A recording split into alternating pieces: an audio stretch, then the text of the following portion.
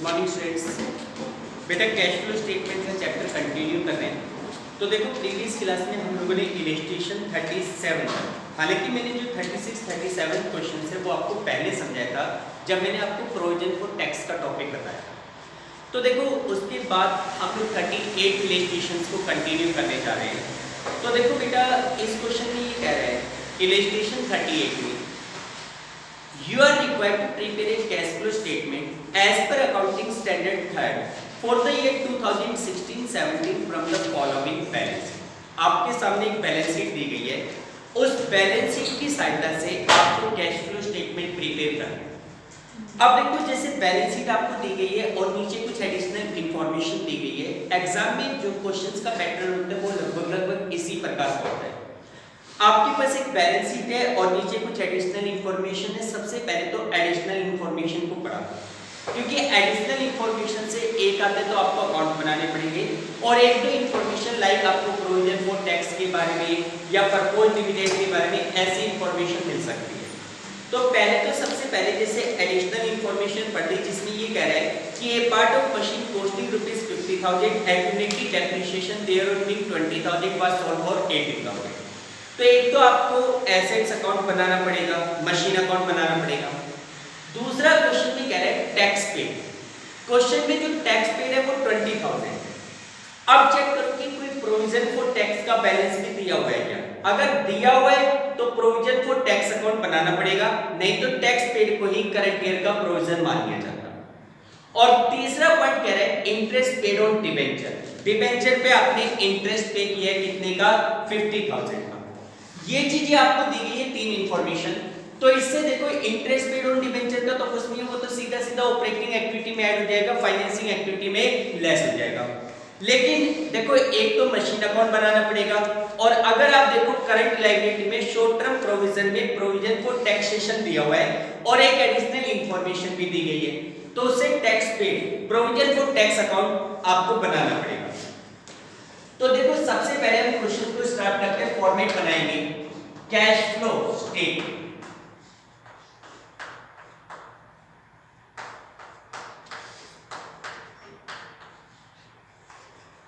Cash flow statement for the year ending 31st of March 2017 for the year ending 31st of March 2007।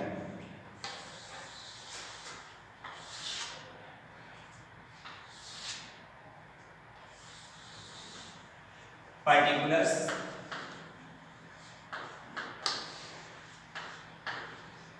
details and total amount। देखो बेटा सबसे पहले आपको पता है फर्स्ट पार्ट में हम लोग cash flow from operating activity निकालते हैं। Cash flow from operating activity हम बना रहे हैं cash flow from operating activity. और cash flow from operating activity में हमें सबसे पहले चाहिए होता है नेट प्रॉफिट बिफोर टैक्स। देखो इस क्वेश्चन में आपको बताया था कि नेट प्रॉफिट बिफोर टैक्स कहां से निकलेगा, रिजर्व एंड सरप्लस से करंट ईयर का प्रॉफिट पता चलेगा। तो देखो जैसे रिजर्व एंड सरप्लस में इसे ब्रैकेट में दिया हुआ है statement of P and L balance.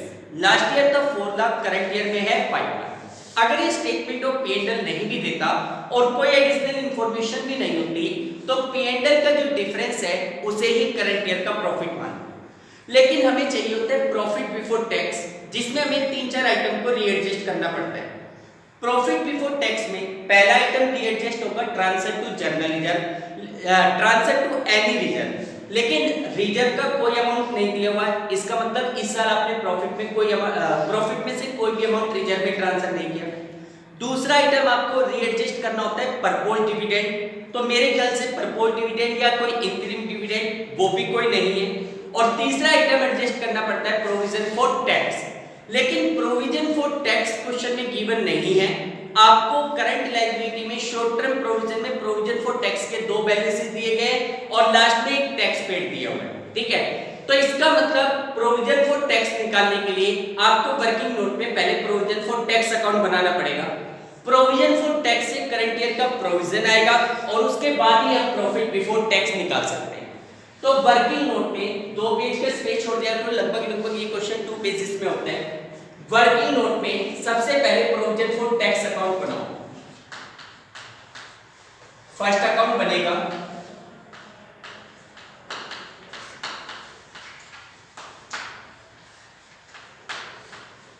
Provision for tax account.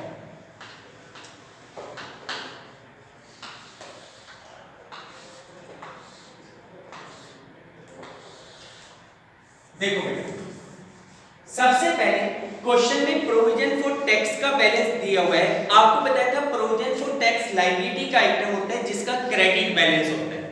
तो जो ओपनिंग बैलेंस है 31 मार्च 2016 का, वो तो लिखो क्रेडिट साइड में, यहां पे लिखा जाएगा by balance brought. Opening balance given है 30,000 का और to balance carried down. Closing balance tax से रिलेटेड आपको गिवन है क्वेश्चन में 60,000 का, ठीक है। कितने का बैलेंस है? 60। अब एक एडजस्टमेंट क्या रखी थी कि भाई tax paid during the year 20,000। इस साल हमने 20,000 रुपीस का टैक्स पे किया। जब हम टैक्स पे करते हैं तो उसकी एंट्री क्या होती है?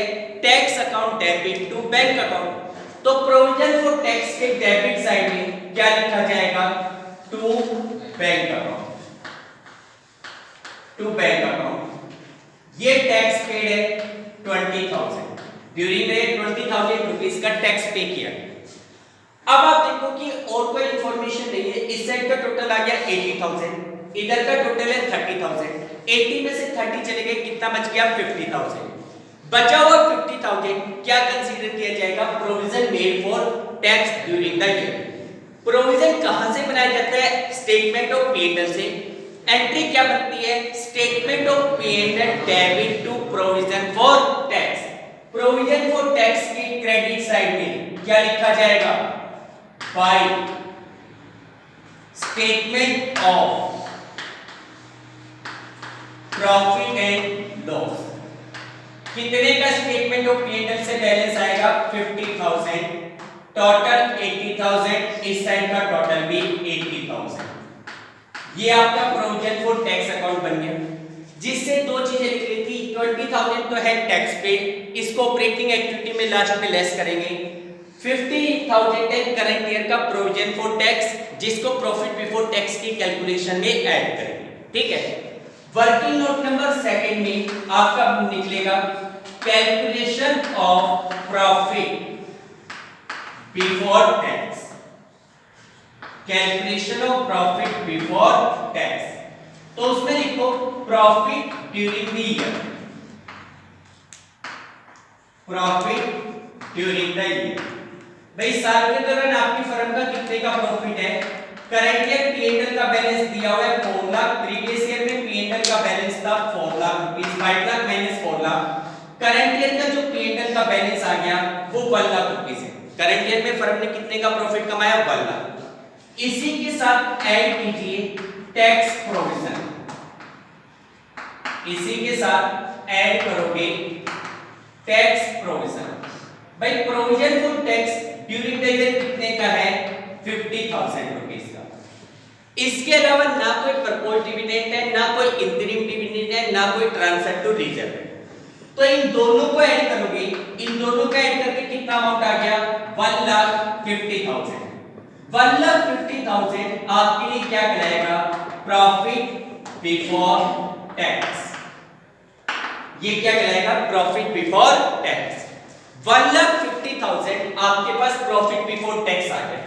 इसी को यहां पे हमें लिखना है प्रॉफिट बिफोर टैक्स 1,50,000। अब यहां पे एडजस्टमेंट फॉर किसके एडजस्टमेंट? जो नॉन कैश या नॉन ऑपरेटिंग आइटम है। Adjustment for non cash and non operating items, non operating items, ऐसे आइटम्स जो कि या तो नॉन कैश है या नॉन ऑपरेटिंग, ठीक है। अब आप देखो एडिशनल यहां तक लिखने के बाद अब आपको जो वर्किंग नोट में एडिशनल अकाउंट बनाने वो अकाउंट बना लो, क्योंकि उनसे जो इंफॉर्मेशन आएगी जैसे depreciation, loss on sale of assets etcetera, वो आपको इसमें एडजस्ट करते जाइए। तो अब आप देखो कि एक तो प्रोविजन फॉर टैक्स अकाउंट बनाना था वो आपने बना लिया, दूसरे इसमें part of machine costing 50,000, accumulated depreciation 20, sold for 80। तो अब आप देखो कि एसेट से रिलेटेड एक एडजस्टमेंट दी गई है। एसेट साइड में फिक्स एसेट्स में टेंजिबल एसेट्स का एक्सप्लेनेशन है, उसमें प्लांट एंड मशीन और एक्यूमुलेटेड डेप्रिसिएशन का बैलेंस दिया गया है। दोनों अकाउंट बनाने पड़ेंगे क्योंकि एडिशनल इंफॉर्मेशन है। अगर एडिशनल इंफॉर्मेशन नहीं होती तो डिफरेंस लेके सीधा सीधा आप ट्रांसफर कर देते। एसेट्स के प्राइस में जो चेंज है उसे परचेज और सेल, डेप्रिसिएशन के प्राइस में जो चेंज है उसे करंट ईयर का डेप्रिसिएशन। तो फिलहाल आपको दो अकाउंट बनाने पड़ेंगे, एक तो प्लांट एंड मशीनरी अकाउंट,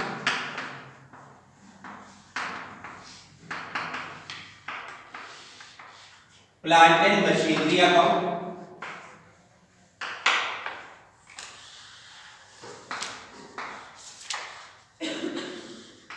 ये पर्टिकुलर अमाउंट वगैरह आप लोग लिख लेना, और दूसरा accumulated depreciation account, accumulated depreciation account.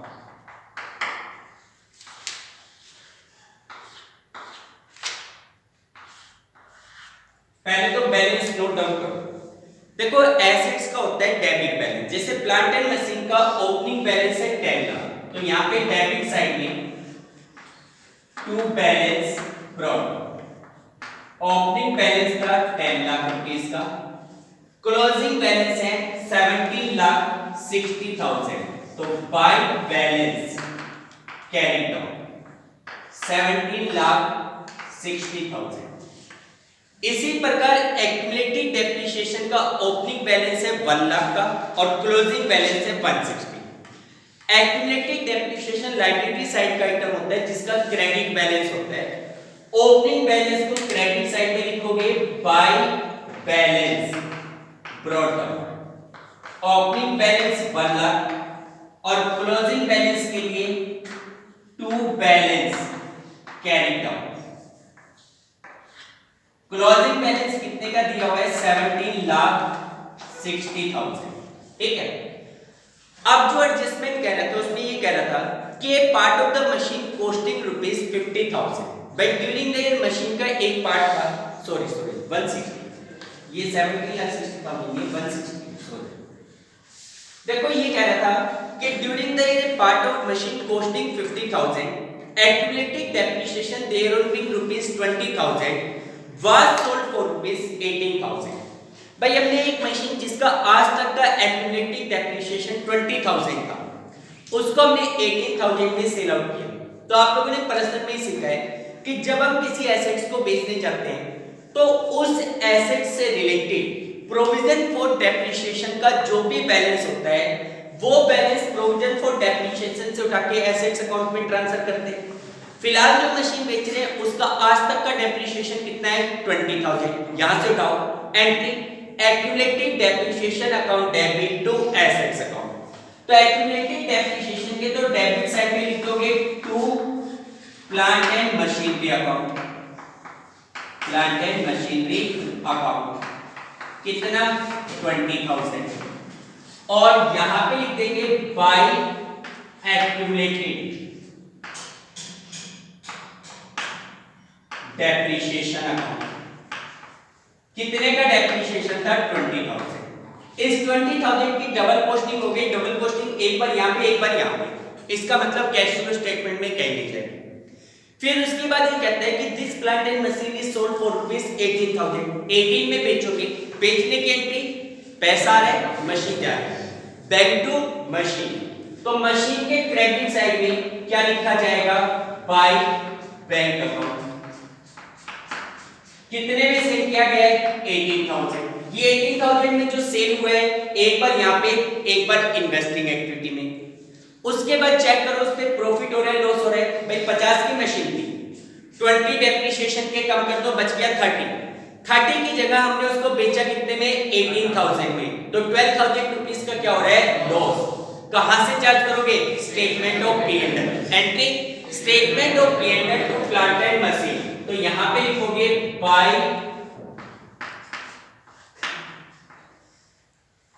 Statement of P&L। कितने का लॉस हो रहा है, 12,000 रुपीस का लॉस। ये जो 12,000 का लॉस है, एक बार यहाँ पे, एक बार ऑपरेटिंग एक्टिविटी में एडजस्टमेंट फॉर वाले आइटम में हाथ तो ऐड कर दो, लॉस और सेल ऑफ मशीनरी। भाई मशीनरी को सेल करने से कितने का लॉस हो रहा है, 12,000 का। ठीक है, अब दोनों अकाउंट कंप्लीट हो गए, दोनों का टोटल करके इनका बैलेंस निकालो। इस साइड का जो बैलेंस है वो 18,10,000 आ रहा है, इधर का बैलेंस है 10 लाख। तो 1,10,000 रुपीस का बैलेंस बच गया, 8,10,000 रुपए। That is considered as purchase of plant and machine, उसे परचेज माना जाएगा। प्लांट एंड मशीन को खरीदते तो एंट्री क्या होती है, plant and machinery account debit to bank account. तो यहां पे लिखा जाएगा टू बैंक अकाउंट, ब्रैकेट में लिखो बैलेंसिंग फिगर बीइंग परचेज। कितने की परचेज हो गई, 8,10,000 रुपीस। ये टोटल कर दो 18,10,000, उधर का टोटल भी 18,10,000। ये आपका फर्स्ट अकाउंट बन गया प्लांट एंड मशीन अकाउंट। ठीक, उसके बाद एक्यूमुलेटेड डेप्रिसिएशन अकाउंट बनाना है, इसको क्लोज। एक टाइम का जो परचेज किया गया वो एक बार यहाँ पे, एक बार इन्वेस्टिंग में। ठीक है, इसी प्रकार एक्यूमुलेटेड डेप्रिसिएशन में इस साइड का टोटल आ रहा है 180, उस साइड का टोटल था 1 लाख। तो डिफरेंस आपके पास 80,000 बच गया। 80,000 का जो डिफरेंस है वो डिफरेंस क्या कंसीडर किया जाता है, करंट ईयर का डेप्रिसिएशन। डेप्रिसिएशन की एंट्री क्या होती है, depreciation account debit to provision for depreciation. तो यहां लिख दो बाय डेप्रिसिएशन, ब्रैकेट में लिख देना balancing figure. 80,000 rupees current year का डेप्रिसिएशन है, ये टोटल कर लेना। ये जो 80,000 का डेप्रिसिएशन आपने निकाला, इसे इस एडजस्टमेंट फॉर वाले आइटम के साथ ऐड कर दो। डेप्रिसिएशन कितने का, डेप्रिसिएशन 80,000। ठीक है बेटा, अब देखो इस दोनों अकाउंट से परचेज और सेल निकला था, इन्वेस्टिंग में लॉस हुआ था, ऐड कर दिया। इसकी डबल पोस्टिंग, तो देखो बेटा हर एक आइटम की आप लोगों ने देखा डबल पोस्टिंग हो गई। यहाँ पे जितने भी आइटम थे सबकी हमने डबल पोस्टिंग कर दी। ठीक है, अब इसके बाद जो एडिशनल इंफॉर्मेशन से हम अकाउंट बना सकते थे वो अकाउंट तो हमने बना लिए। अब क्वेश्चंस के ऊपर आ जाओ मेनली। देखो एडिशनल इंफॉर्मेशन में एक इंफॉर्मेशन और बची थी, भाई मशीन से रिलेटेड इंफॉर्मेशन के अकाउंट बना लिए, टैक्स का अकाउंट बना लिया। एक पॉइंट कह रखा था interest paid on debenture during the year 50,000। हमने ड्यूरिंग द ईयर डिबेंचर में 50,000 रुपए का इंटरेस्ट पे किया है। 50,000 रुपए का इंटरेस्ट जो हमने पे किया है, एक बार तो हमने क्या कर दिया, बल्कि इंटरेस्ट पेड ऑन डिबेंचर को एक बार तो यहां पे ऐड कर दो, interest paid on debentures. Debentures पे कितने का इंटरेस्ट पे किया गया है, 50,000। एक बार यहाँ पे और एक बार कहां दिखाओगे, फाइनेंस में। ठीक है बेटा, क्लियर। अब देखो एडिशनल इंफॉर्मेशन के रिगार्डिंग जो ट्रीटमेंट कर सकते थे वो आपने कर लिए। डबल पोस्टिंग जो करनी है वो बाद में देखेंगे, ऑपरेटिंग में ये है। अब एक एक आइटम को देखते जाओ बैलेंसिंग पे। जैसे सबसे पहले दिखा रखा है शेयर कैपिटल 10 से 14 इंक्रीज हो रहा है, इशू किया गया होगा, फाइनेंसिंग में जाएगा। रिजर्व एंड सरप्लस को आपने दिखाई दिया। लॉन्ग टर्म बोरोइंग्स में 10% डिबेंचर है, डिबेंचर के बैलेंस में जो चेंज हो रहा है वो तो जाएगा फाइनेंसिंग में। उसके ऊपर 10% के हिसाब से इंटरेस्ट बनता है, लेकिन इंटरेस्ट अब आप अपने हिसाब से नहीं निकालोगे। इसने इंटरेस्ट निकाल के दिखा रखा था तो हमने उसी को इंटरेस्ट पेड मानते हुए ऑपरेटिंग में ऐड कर दिया, फाइनेंसिंग में लेस कर दिया। करंट लायबिलिटी में शॉर्ट टर्म बोरोइंग्स में एक तो बैंक ओवरड्राफ्ट है, फाइनेंसिंग में जाएगा। ट्रेड पेबल्स को बाद में देखेंगे, इसके नीचे जो एडजस्टमेंट फॉर का आइटम दिखाएंगे, यहाँ पे जो करंट एसेट्स और करंट लायबिलिटी की ट्रीटमेंट करेंगे उसमें दिखाएंगे। शॉर्ट टर्म प्रोविजन में प्रोविजन फॉर टैक्स था, जिसका अकाउंट बना के प्रोविजन फॉर टैक्स को तो आपने ऐड कर दिया और टैक्स पेड को सबसे नीचे लेस करेंगे। एसेट साइड में नॉन करंट एसेट में, फिक्स्ड एसेट्स में tangible assets, plant and machine और एक्टिविटी की डेप्रिसिएशन था, दोनों अकाउंट बना के इंफॉर्मेशन निकाल ली। इंटेंजिबल एसेट्स में गुडविल है। अब देखो गुडविल का बैलेंस लास्ट ईयर था 2 लाख, करंट ईयर बैलेंस रह गया 140, तो गुडविल का बैलेंस क्या हो रहा है? डिक्रीज हो रहा है। अगर बैलेंस डिक्रीज होता है तो उसे मानते हैं गुडविल रिटर्न ऑफ। अगर इंटेंजिबल एसेट्स का बैलेंस इंक्रीज होता है तो उसे मानते हैं परचेज। फिलहाल गुडविल का बैलेंस कम हो रहा है तो उसको मानेंगे goodwill return of, goodwill return of. कितने की गुडविल राइट ऑफ की गई है? 60,000 की गुडविल राइट ऑफ। उसके बाद करंट एसेट्स पे जाओ, इन्वेंटरी और ट्रेड रिसीवेबल, दोनों का ट्रीटमेंट बाद में चेक करेंगे। कैश एंड बैंक बैलेंस को लेते ही क्योंकि सबसे लास्ट में, तो एडजस्टमेंट 4 में तो फिलहाल और कोई आइटम आना नहीं, क्योंकि बैलेंस शीट के सारे आइटम देख लिए, नोट्स टू अकाउंट की और एडिशनल इंफॉर्मेशन। तो एडजस्टमेंट 4 में तो ये 4 ही आइटम थे, चारों को एडजस्ट करो, कितना आ गया? 110, 190, 2 लाख 2000, 352, 3,52,000 का बैलेंस आ गया। 3,52,000 आपके लिए क्या कंसीडर किया जाएगा? Profit, operating profit before changing working capital. इसको बोलेंगे ऑपरेटिंग प्रॉफिट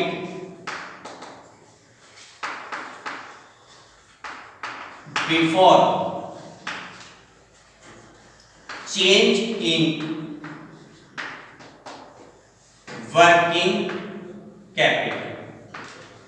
भाई वर्किंग कैपिटल चेंज होने से पहले का ऑपरेटिंग प्रॉफिट 352 का।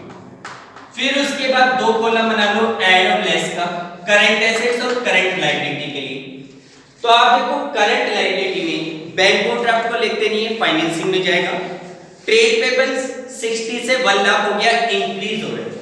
करंट लायबिलिटी अगर इंक्रीज होती है क्या करेंगे? ऐड, यहां पे लिखेंगे increase in trade payables. Trade payables कितना इंक्रीज हो रहा है? 40,000। ट्रेड पेबल्स का अमाउंट कितना इंक्रीज हो गया? 40,000। उसके बाद शॉर्ट टर्म प्रोविजन में प्रोविजन फॉर टैक्स था, उसका अकाउंट हमने बना ही लिया था। करंट एसेट्स पे जाओ, करंट एसेट्स में इन्वेंटरी 2 लाख से 250 इंक्रीज हो गए। करंट एसेट्स अगर इंक्रीज होते हैं तो क्या करते हैं? Less, increase in inventory. बेटा इन्वेंटरी कितनी इंक्रीज हो रही थी? 50,000। अच्छा ये लेस के आइटम चलो भारी लिख दो, 50,000 रुपीज लेस कर दोगे। इसी प्रकार ट्रेड रिसीवेबल 3 लाख से 5 लाख, ये भी इंक्रीज हो रहा है, तो increase in trade receivable, increase in trade receivables. कितना इंक्रीज हो रहे हैं ट्रेड रिसीवेबल्स? 2 लाख रुपीस। फिर उसके बाद कैश एंड बैंक बैलेंस, इसका कुछ नहीं करना, ठीक है, क्योंकि ये सबसे लास्ट में जाता है और कोई करंट एसेट्स वगैरह नहीं बच रही। तो इन दोनों को एडजस्ट करो, इन सबको एडजस्ट करो, कितना आ गया? 352 में 48, 392, 392 में से 250 माइनस कर दोगे, कितना बचेगा? 1,42,000। 1,42,000 आपके लिए क्या कहलाता है? Operating profit after changing working capital, जिसमें से टैक्स पेड को माइनस करेंगे। टैक्स पेड क्वेश्चन में है, तो इसको लिखो operating profit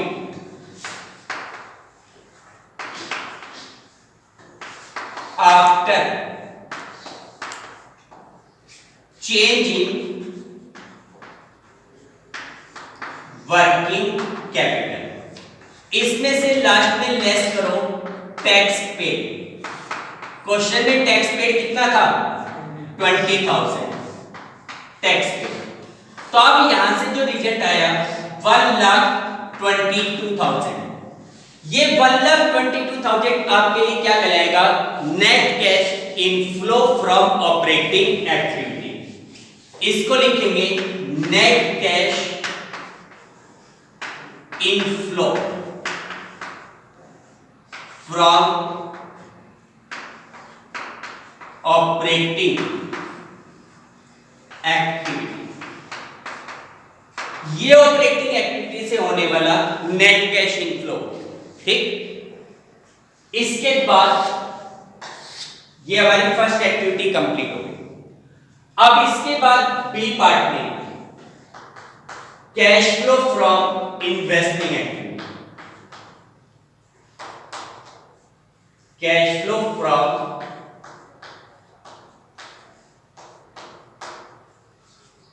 investing activity.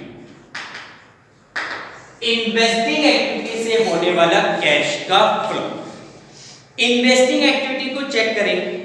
Investing activity मैंने बताया था related to non current assets. तो उसमें आप देखो नॉन करंट एसेट में फिक्स एसेट्स में टेंजिबल एसेट्स और उसमें प्लांट एंड मशीन दिखा रखी थी जिसका हमने अकाउंट बनाया था। इन्वेस्टिंग एक्टिविटी में मेनली आपको दिखाना है purchase of fix assets, sale of fix assets, इसके अलावा interest receive, dividend receive, rent receive. तो देखो हमने प्लांट एंड मशीन अकाउंट बनाया था जिससे दो इंफॉर्मेशन निकली थी। 18,000 की प्लांट एंड मशीन हमने सेल की थी, तो यहां पे लिखोगे sale of plant and machine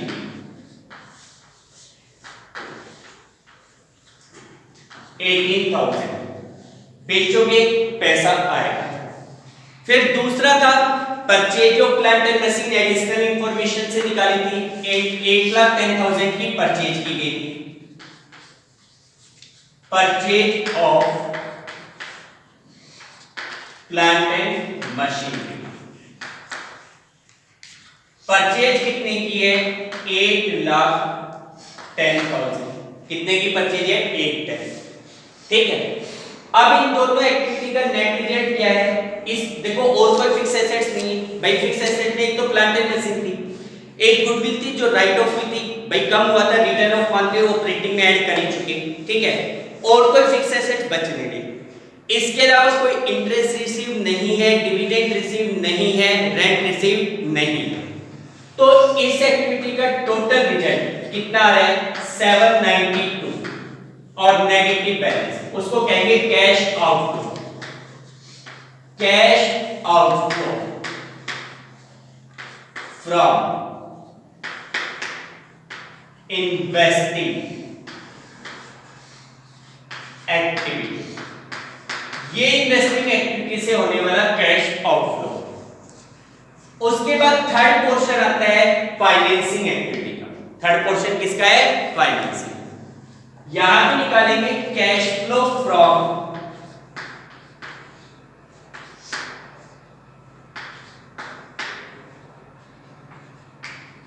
financing activity.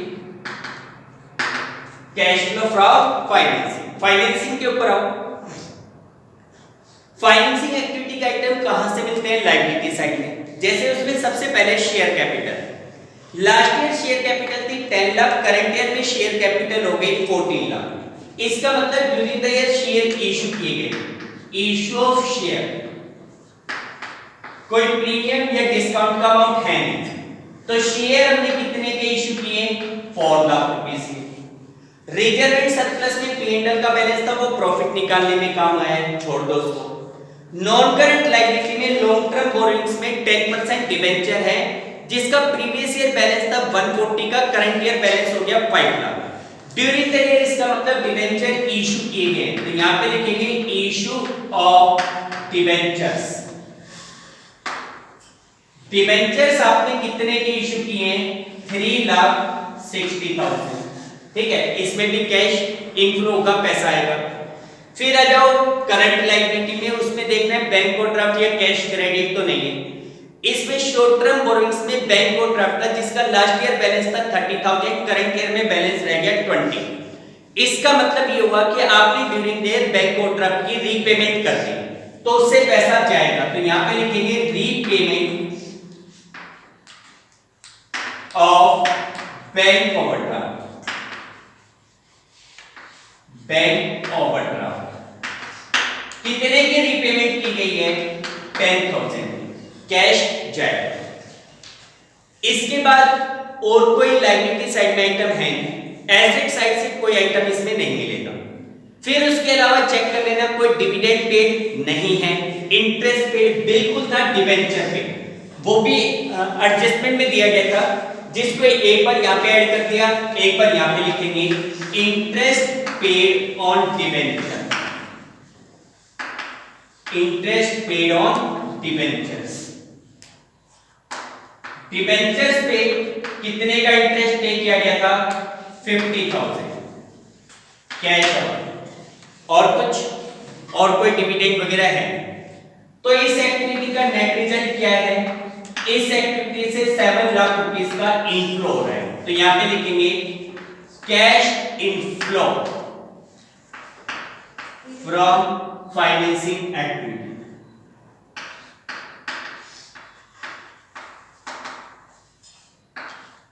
Financing activity, financing activity से कैश इनफ्लो कितने का हो रहा है? 7।